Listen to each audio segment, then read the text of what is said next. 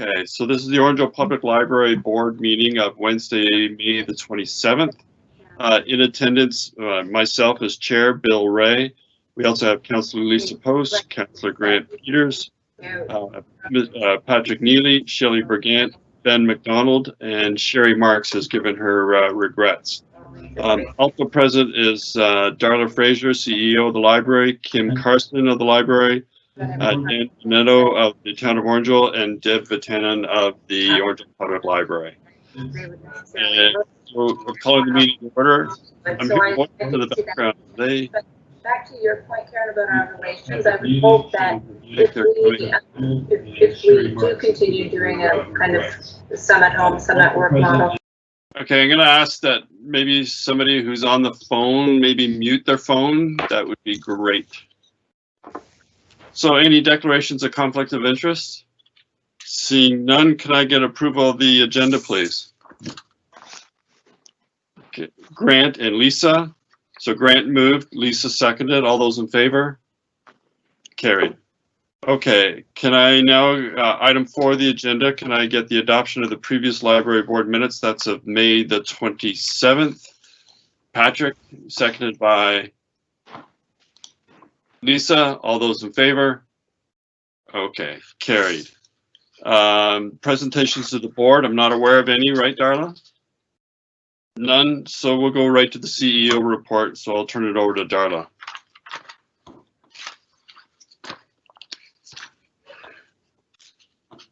And you're on mute, Darla. We'll get in the swing of this. Yeah. Thank you. Positive signs, suppliers have begun shipping material again, and that means new books and movies for the community. It's a positive sign in many ways. We've also started to process some interlibrary loan requests.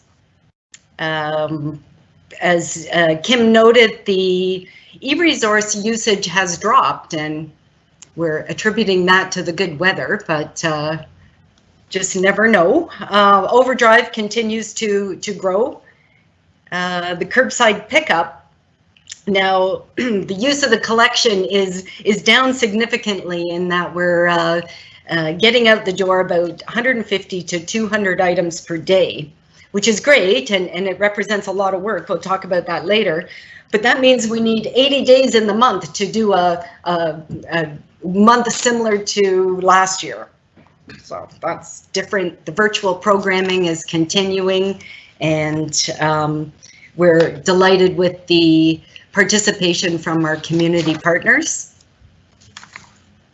Looking forward to the summer reading club. And we have a new software, Beanstack, which is designed for this type of program. And we have the summer students working with Shannon and Lauren to launch this. It is designed for this type of program, but we're hoping to make use of it throughout the year for all different types of programs and activities. In general, I wanted to acknowledge that there are issues, and we as a public library stand ready to be part of the solution. And I just wanted to maybe read the few statements from the Canadian Urban Libraries Council that library systems everywhere are working to achieve equity in the communities we serve by eliminating racial and social equity barriers in the library programs, services, policies, and practices, creating and maintaining an environment of diversity, inclusion, and respect, both in our library systems and all aspects of our community role. We want to ensuring that we are reaching and engaging disenfranchised people in the community and helping them express their voice, serving as a convener and a facilitator of conversations and partnerships to address community challenges, and being forthright on tough issues that are important to our communities. We recognize that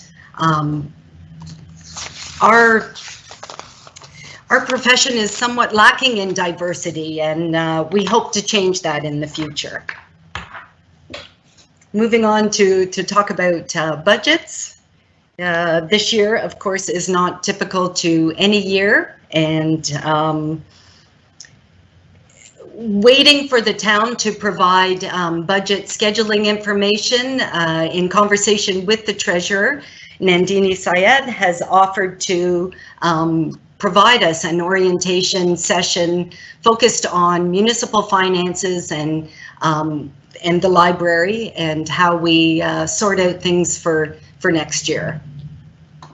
Darla, yes. On that note, I guess I have a question, and that is, I mean, this year's been a total wipeout in terms of any predictability in terms of its financials. Are we supposed to just assume what our budget was for this year going into next year in the thinking that it might be a somewhat normal year, or are there some assumptions to be made, or is that the kind of stuff that's going to come from Nandini in the weeks ahead? I believe the assumptions to work with and any kind of overarching direction will come from the treasurer in the weeks ahead, as you alluded to. Don't forget, we do approve a 5-year operating budget and a 10-year capital. So I'm not sure. We have a starting point, I guess, is my point, that we're not starting at zero. We're, yes, you're right. This year is completely off the charts, but. Okay. Any other questions? Pause there. Then let's talk about curbside pickup. It's wonderful to see the community, even in a limited capacity, and the numbers, they may seem small, but they represent a huge amount of effort. And to see the ladies in here with all their equipment, and there is books everywhere, it's a bit chaotic in here, but it's calm, cool, and collected, and all smooth at the curbside on the other side of the doors. So. We continue to meet all the requirements for health and safety through public health and some, because we have stepped up from the basic guidelines provided by public health. And even though the libraries were exempt from Dr. Mercer's class order, we continue to require masks in the library. The items are being quarantined, and we had some good news from some research completed by OCLC, which confirms that those 3 days in quarantine, they tested 5 different types of items. So a hardcover book, a softcover CD, and all of them had absolutely no trace of the virus after the 3 days. So we will continue to handle with kit gloves the items as they're returned, keep them quarantined for the 3 days, and that makes them safe, disinfected and safe for circulation. Any questions? Grant? Yeah, thanks, Bill. Darla, can you maybe expand a little on where the curbside pickup may head? Is it growing? Does that mean some extra staff may have the opportunity to come back? Or are we sort of flatlining at the moment with respect to the amount of work being done within the 4 walls? Is that something you can touch on? If we had that crystal ball, we are just remaining status quo. We are delighted that the activity continues. The demand is there in the community. We are seeing some repeat customers. If we can maintain this level of demand in the community for the items, it may translate into needing more staff, but at the moment we are maintaining with who we have in the building.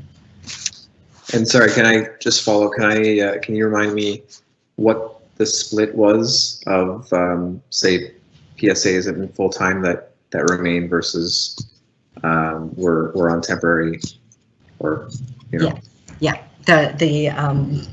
layoff. So there are, the full-time staff are still working, and 3 of them are working not exclusively, but focused on curbside. Okay. And then we have 4 PSAs still working. 2 are redeployed to the clerk's department, and 2 are working here in the library. Okay. Thank you. Any other questions for Darla at this point? Okay, Darla. I'm going to talk about service implementation, or the decision to remain in phase 2, to not move forward at this time. And as the situation continues to evolve and change, although Premier Ford was keen to include change the original document and include libraries into stage 2 of his reopening plan. When he announced that on June 8th, effective June 12th, we went into response mode and started creating the plan. And as we actually tried to physically work with all the guidelines and all the recommendations to keep people away from the books, because people are not allowed in the stacks yet. And in fact, if anybody comes close to the books, they're quarantined for another 3 days. We did explore many different ways, bring people in the Broadway entrance, send them out the external fire escape, trying a lot of different scenarios. And it just doesn't make sense at this time. The materials in the building are safe, and as soon as we start increasing the traffic into the building, we will have to change the way the building's configured. And as you know, it's a wide open space with the ability for air to go up in through all the floors. So it's a difficult decision, but I think it's the right decision, and it will keep things status quo, monitoring the community demand. We did have, staff had some ideas about some of those non-traditional items that families might make use of for, you know, fun in the sun, because outdoor activities is encouraged. So just to play that back, Darla, in the event that anybody's watching now or later on YouTube, we're at a point that, in theory, under the guidelines that are provided to us, we could open the library, but in doing so, we wouldn't be allowed to let people into the stacks. We wouldn't be able to offer programming still. We'd still have to have social distancing, and there's all the other measures that we would still have to have in place. So it really doesn't make sense to open the library to the public at this point. And that will just continue with the curbside pickup. Is that fair? That is how I believe we can best serve the community at this time. Any questions on that? I mean, I want to make sure everybody's clear on that. Okay. I think it's a good wise decision. There's no hurry. Anybody else? Okay.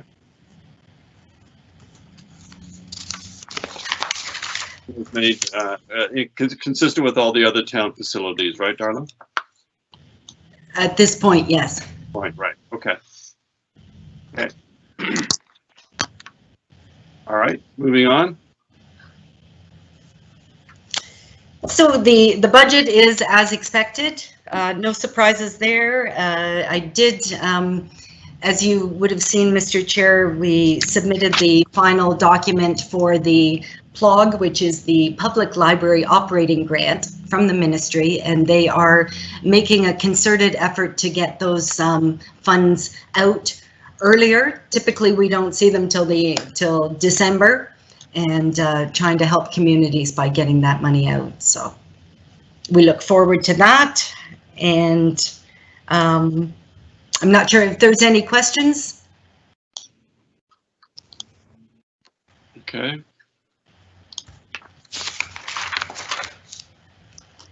Now, I was going to try and show my screen for the LSI just because it's nice and colorful, and then you don't have to look at me.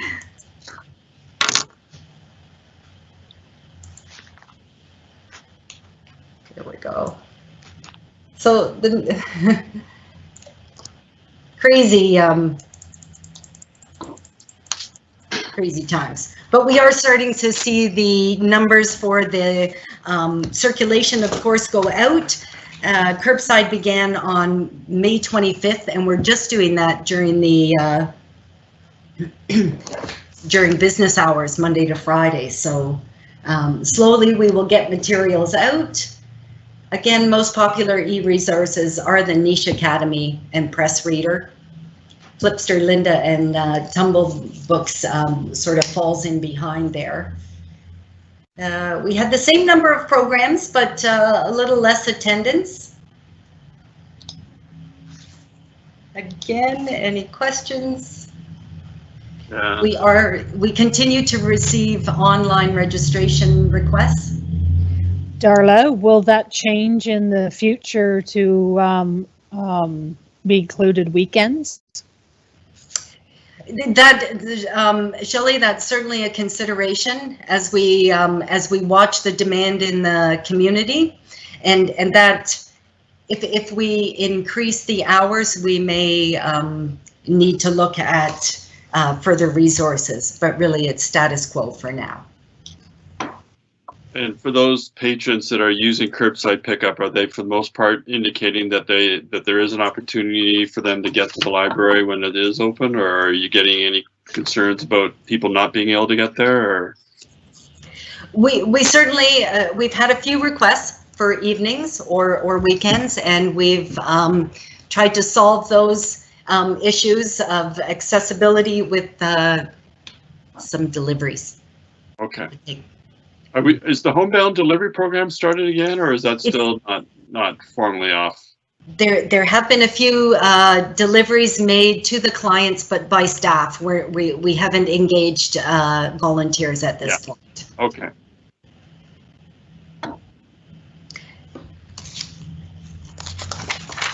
So I think that's everything in the information items, unless there's questions or comments.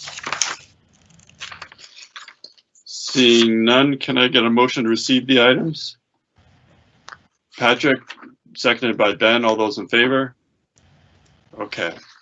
And we have a couple of policies to go over tonight, just in the usual course of in the usual rotation of policies to be reviewed over the course of the year. First one, Darla, is the local history policy, and then the other one is the security and emergency policy. So do you want to start off with any brief comments that we might have about the summary of changes in them? Sure. Thank you, Bill.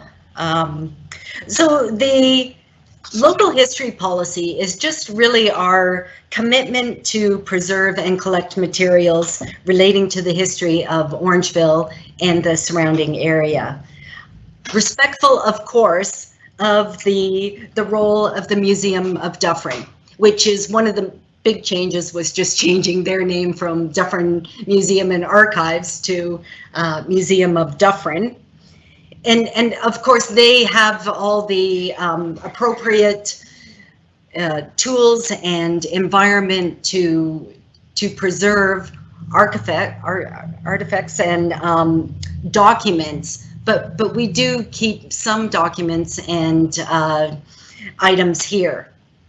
So it's just that commitment to keeping that and pledging our support to the history. Any questions on this particular policy? Okay, seeing none, can I get a motion for the recommendation as stated in the agenda?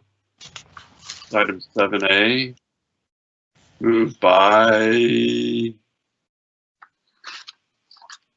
Ben, seconded by Lisa. I think it was the other way around, actually. Moved by Lisa, seconded by Ben. All those in favor? Okay. Carried. And then the other policy, the security and emergency policy. So the security and emergency policy speaks to our welcoming environment. And I'd like to place that in the context with our customer service philosophy, which I will read.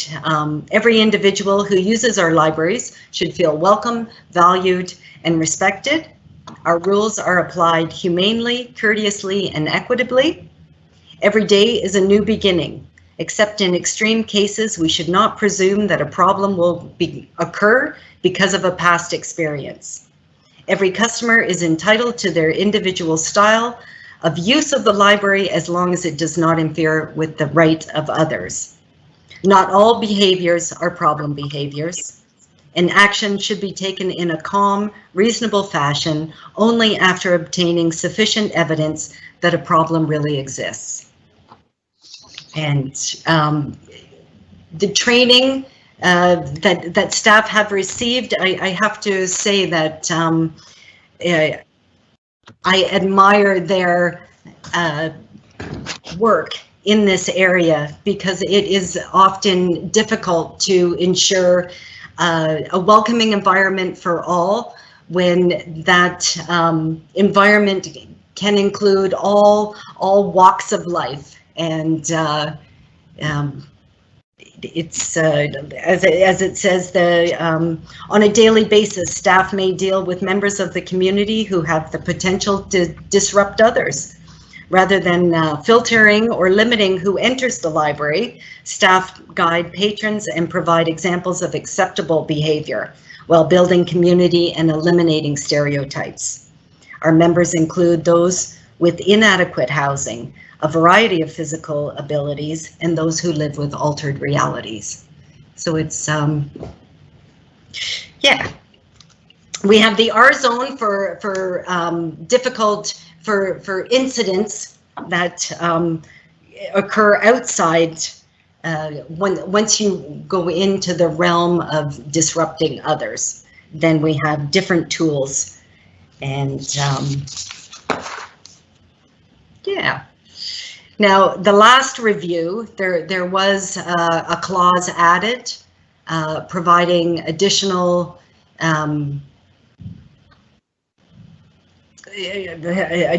authority to the CEO with powers to ban somebody in any situation that warrants it. I see nodding heads, so I'll leave it there. Again, if there's any questions, the only changes, in fact, I don't think that it was just cleaning up of the language in the actual policy. And the work alone plan, the town is actually working on a corporate level work alone plan, and as with the other human resource policies that the library has adopted, I assume that the board will be interested in adopting the town's work alone policy once implemented. In the meantime, this is, I guess, more a procedure than a policy. Darla, I know that when you've unfortunately had to exercise the ban in a past case, that there was a right, or there was an ability for the person to appeal that decision to the board. Is that, I don't see that reflected in the policy itself, is it, or am I missing it? That's part of the actual part of the R zone policy. Okay. And if there was an incident and a ban, then there would be a letter provided to the individual, and in the letter it details the appeal process. Right. And now the appeal process, with the structure that we have now, the appeal process, all good? The appeal process is from, again, my decision. An appeal of my decision comes to the board. Right. And we have seen that happen as well. Once that I can recall, but okay. Any other questions of Darla about this policy? Any comments, questions? Okay, again, can I get a motion as per Sorry, I have a question actually, sorry. Yeah, absolutely, Ben, go ahead. What kind of training is provided for the staff and how often are they receiving this training? I know this is an aside, but. Sure. So we have, we provide 3 professional development training days during the year, in a typical year, where we would close to the public and bring all the staff in. And different training, we've had the police come in and talk about de-escalating situations. We've had social workers come in and talk about how to speak to youth. We've had public health. We've had a number of different agencies and facilitators. One that we found truly beneficial was the Bridges Out of Poverty, which was facilitated through public health. We also provide the homelessness training. I just went blank on the name, Ryan Down, homeless training for librarians dealing with the homeless population. And that's all that comes to mind right away, but I can certainly provide a list if you would like more details. No, I know we've talked about it before. I was just wondering how often it happens because I forgot about that. And does the staff feel like it's sufficient or would they need more? Would they like more? That's a good question, and I think we'd have to ask them. I do feel definitely we've seen with the reduction in incidents, I attribute that to the training that staff have received and continue to use. The Ryan Downs training program is actually online, so we continue to update, and that's not limited to those 3 professional development days. We also provide, wherever possible, access to the town's health and safety opportunities, which often include customer service and different dealing with difficult situations. All right, thank you. Okay. Any other questions with Darla about this particular policy? Okay, so seeing none now, can I get that motion as per 7B in the agenda package? Ben, seconded by Grant. All those in favor? Carried. Okay. Items for discussion, new business. Shelley, an update from the Souls virtual meeting that was held in May of 2020. Okay, so Souls meet online on May 23rd, 2020. Some of the topics discussed with guest speakers were that libraries are getting interest and checking out books on Victory Gardens, seed libraries, and finances. Library will be building back better. There is an opportunity here to have a positive outcome moving forward as we go into the next phase. Municipal government will be strengthened by the recovery in months to come. We as the Orangeville Library will have goals in place post-COVID. The objectives of Souls and FOPL is to learn from COVID, review facilities, plan for sanitizing the whole library and how small branches are to serve the public better as we reopen. Souls remains a voice to the library board and its members. We as a board must support our CEO and staff in any way possible at this time. I took away from this meeting feeling optimistic that the Orangeville Library, with the awesome staff, volunteers, and CEO, will be able to be stronger because of COVID. One of the Souls members said a sentence that really summed it up: plan, delegate, and breathe. Excellent. Okay, thank you, Shelley. Any questions or comments for Shelley on the Souls update? Okay. Yeah, go ahead, Darla. Sorry, I think, yeah. Shelley, that's great. And I agree. I think coming out of this crisis, we need to really think long and hard about what has it taught us, and what can we learn, and what can we take forward. And I agree, it's a perfect opportunity to reimagine. And I'm not sure my staff will be happy, but I think it's a great opportunity to look at the service delivery model and the structure and everything. It doesn't have to be post-COVID, doesn't have to mirror pre-COVID, and we could be stronger and better. Okay, good, thank you. Any other comments or questions? Yep, go ahead, Grant. Oh, you're on mute, I think. Notice that, yeah. Just curious, Shelley, when the next meeting is, and whether you sort of know ahead of time what sort of topics might be addressed. Muted, can't hear you. No, I should be off mute. No, it's Shelley we're not hearing. Shelley's muted. Oh, I see. Okay. Grant, the next Souls meeting is tomorrow afternoon at 3:30, and they haven't sent an agenda yet. Oh.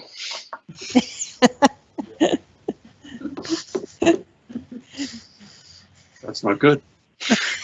What's the title of the meeting? Hang on. It's something, the board post-COVID or something, like it's very relevant. COVID-19 library boards during reopening. Yeah, so it'll be interesting to hear what the results of that discussion is. Mm-hmm. Okay, and you'll bring that back in the next meeting, Shelley? Or you could even share it before with us. Or, yeah, if you want to send an email, that'd be great. Yeah. Okay, any other new business? Okay, and I'm not aware of any reason for a closed meeting. Municipal updates. I'm going to start with a plug to Lisa, and that your hair looks great tonight. But I'm not so sure what it's going to look like a month from now. But if you want to give a plug about what you're doing and whatever other municipal update, that would be great. I don't have any other municipal update at this time. Grant might, I'm not sure. But yeah, I'll be shaving my head to raise money for the Headwaters Healthcare Center on Sunday. So that's exciting. Goals trade $5,000 and I'm up at almost 3,500 now, I think. So thanks to everybody who's donated so far. Awesome. Good for you. Grant, do you have anything? Grant? I think the updates are probably things most people are aware of, but that have happened since our last meeting. So a lot of the COVID relief measures were extended, including transit and property tax penalties and stuff like that.